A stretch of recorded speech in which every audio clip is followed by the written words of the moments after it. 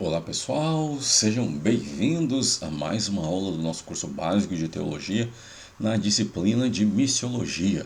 Hoje nós vamos falar sobre a missão e os seus desafios. Nós vamos explorar como a igreja, desde o primeiro século até os dias atuais, tem enfrentado e superado perseguições e obstáculos na propagação do evangelho. Este ele é um tema fundamental, essencial para compreendermos o verdadeiro significado do trabalho missionário e também a importância de perseverarmos em nossa fé e missão. Então, prepare-se para uma jornada inspiradora e informativa. Vamos começar? Perseguições no primeiro século, você está vendo aí na tela. No primeiro século, os romanos viam os primeiros cristãos como uma ramificação do judaísmo. Naquela época, Roma não queria muitos problemas com os judeus devido ao seu ultranacionalismo. Inclusive havia um ditado em Roma que dizia que quem governasse bem a Judéia estaria apto para governar Roma, porque a região era um verdadeiro barril de pólvora. E por isso, o judaísmo ele era considerado uma religião legal segundo a legislação romana. Mas logo as perseguições aos cristãos eram locais e eram promovidas tanto por judeus quanto por gentios. E o cristianismo ele só passou a ser visto como uma religião legal quando os romanos perceberam que cristianismo e judaísmo não eram a mesma coisa. Antes disso, os romanos pensavam que ambos os grupos eram uma mesma coisa. É mais ou menos como se fossem os essênios, os zelotes, os fariseus, os saduceus, mais ou menos, né? Então eles pensavam que era tudo a mesma coisa, o que dava aos cristãos uma certa proteção legal. Só que, à medida que o cristianismo começou a se diferenciar claramente do judaísmo, esta situação mudou drasticamente. E aí os cristãos passaram a ser alvos de perseguições sistemáticas por parte do Império Romano. Mas a igreja ela teve muito crescimento sob perseguições e mesmo sob intensas perseguições, a igreja cresceu de maneira surpreendente. Justino Mártir, por exemplo, que foi um apologista da igreja no século II, afirmou lá por volta do ano 150 que não havia mais povos, raças ou nações que não fizesse orações em nome de Jesus. E esse testemunho ele é um reflexo do impacto profundo e abrangente do cristianismo naquela época. E nos dias de Nero, por exemplo, a população do Império Romano era de aproximadamente 120 milhões de habitantes. E mesmo assim, o Novo Testamento nos informa que a expansão do Evangelho foi desde Jerusalém até o Ilírico, que é a atual Albânia, e indiretamente até a Etiópia, na África.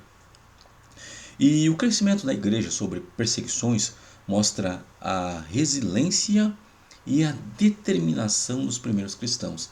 Eles continuaram a testemunhar, ensinar e anunciar a Jesus Cristo nas ruas, nas casas, nas vilas e nas cidades. Todos, indistintamente, estavam empenhados em organizar novas igrejas, seguindo um plano de avanço missionário. E esse exemplo nos inspira a refletir o que estamos fazendo hoje em prol da evangelização local e universal. O que a cidade onde você congrega está fazendo? O que a igreja onde você congrega está fazendo? O que você, enquanto cristão, está fazendo? Perseguição do missionário. A igreja sempre teve o dom da fertilidade. E o primeiro ato evangelístico da igreja, que foi o sermão de Pedro, ainda na manhã de Pentecostes, aumentou o número de membros em pelo menos 25 vezes. E a história das missões revela que a igreja ela é capaz de expandir-se até mesmo sob as condições mais adversas. Por exemplo, em países como o Iraque e a Indonésia, pastores são presos e até crianças com menos de 10 anos são assassinadas, têm sua vida tirada por conta da sua fé. Mesmo assim, a igreja continua a crescer. Quando você olha, por exemplo, a lista dos países que mais perseguem os cristãos, e essa é uma lista que a Missão Portas Abertas apresenta, nós vemos lugares em que o simples fato de você desembarcar no aeroporto portando uma Bíblia na sua mala já é suficiente para que você seja conduzido à prisão. E mesmo assim, a igreja continua a crescer.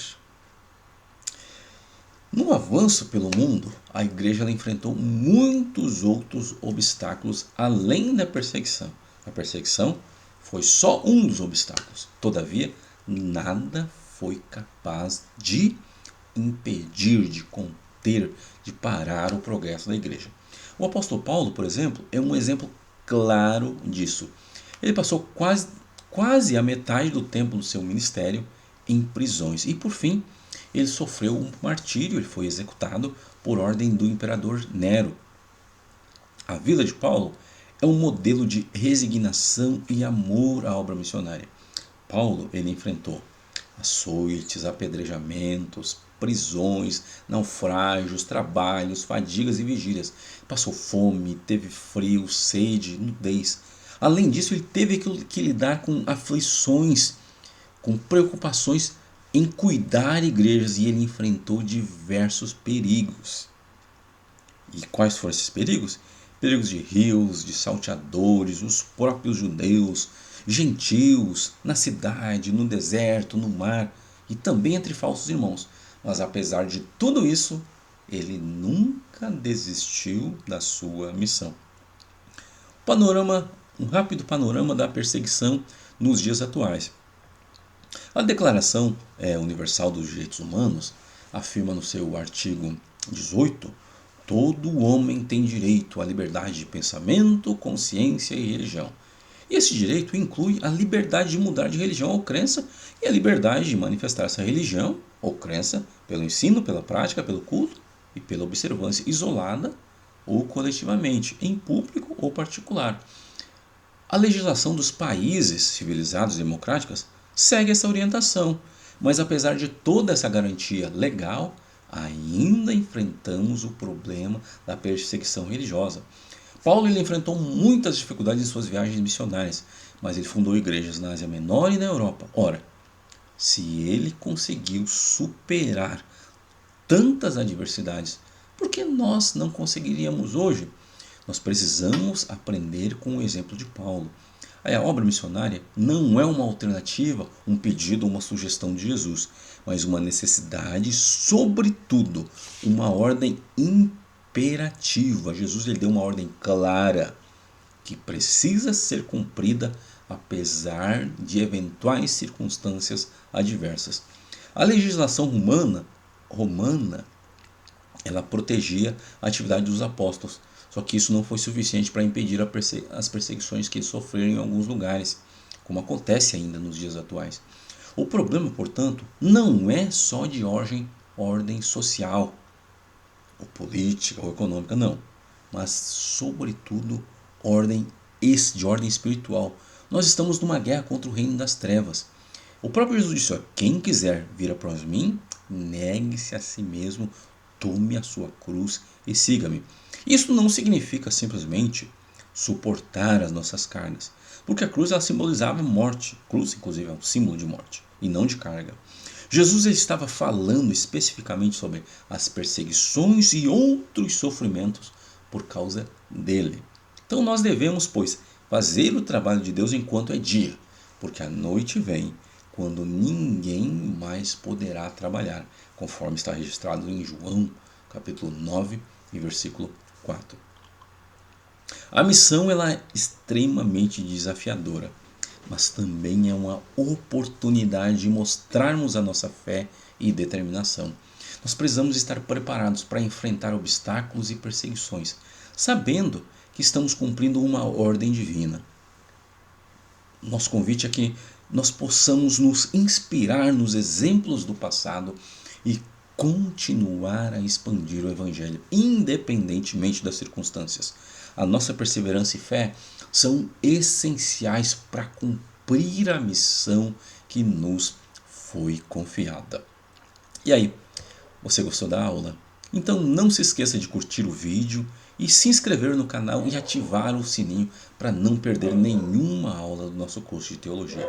Compartilhe esse vídeo com seus amigos e familiares para que mais pessoas possam aprender sobre a importância e os desafios da missão. E lembre-se, o tempo é curto, a missão é urgente.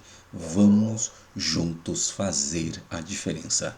Até a nossa próxima aula.